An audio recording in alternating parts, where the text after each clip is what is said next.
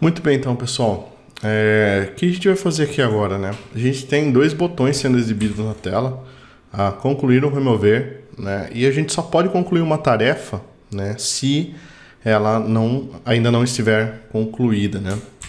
Então, o que a gente vai fazer aqui agora é fazer o uso, tá, de uma das variáveis do Angular para exibir ou inibir esses botões aqui, tá? Então eu vou quebrar mais uma linha aqui, ó, para deixar esse botão remover aqui para depois, tá? E aqui a gente vai fazer o uso de um cara chamado de ngIf, tá?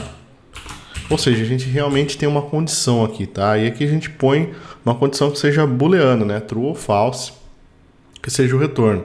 Então, se a gente reparar nos nossos to-dos aqui, a gente já tem um booleano chamado que é done, né? Então, se, tá, o todo.done, né, se não for negação, né, do todo.done, tá? Se a tarefa ainda não foi concluída, eu vou ter um botão nela chamado concluir, tá? Então, ó, concluir, essa daqui já foi concluída, ele não aparece, tá? Então ele aparece, ele faz essa remoção. Uma coisa que a gente tem que ter cuidado aqui é que é o seguinte: quanto mais interação a gente tem na tela, quanto mais ngIf a gente tem na tela, mais a gente está sobrecarregando a tela. Porque você imagina que ele vai passar dentro de um loop aqui e vai fazer uma condicional aqui dentro. Então isso é processamento de browser, processamento de front-end, tá? Então, em casos onde você precisa exibir ou inibir painéis, por exemplo, coisa do tipo, né? Então evita de ficar fazendo assim. Você tem, por exemplo, uma div aqui, né? E aqui você tem um H1, e aqui embaixo você tem um P, e aqui embaixo você tem um H3, e aqui embaixo você tem um P, né? Então é isso, essa é a estrutura, né?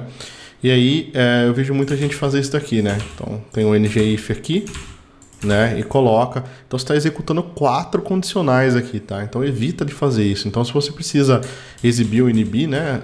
Agrupa isso em painéis, tá? Que vai salvar um pouco do processamento do seu front-end, porque isso daqui realmente é processamento em front-end, tá? Ele está executando o if, mesma coisa que ele executa no servidor lá, aqui no seu front, tá? E aí lembra que principalmente se o usuário tem máquinas mais antigas, né? Você já viu como é, né? O processamento nunca é ilimitado. Enfim, se, né, o todo.done for esse, tá? Se ele já tiver, né, concluído a tarefa, a gente pode exibir aqui um botãozinho chamado de refazer, tá? Então, ó, se ele já concluiu, né, a gente refaz aqui, né, clica aqui para refazer a tarefa, tá? Ele vai ficar com os pipes confusos aqui, não tem importância também, tá bom? Beleza? Então esse é o uso do ngIf, é simples assim. A gente pode colocar também condicionais aqui, ó, igual a true, tá? Igual a false, etc e tal, tá bom? Depois a gente vai ver também o uso de um cara chamado ngClass que ajuda bastante aqui.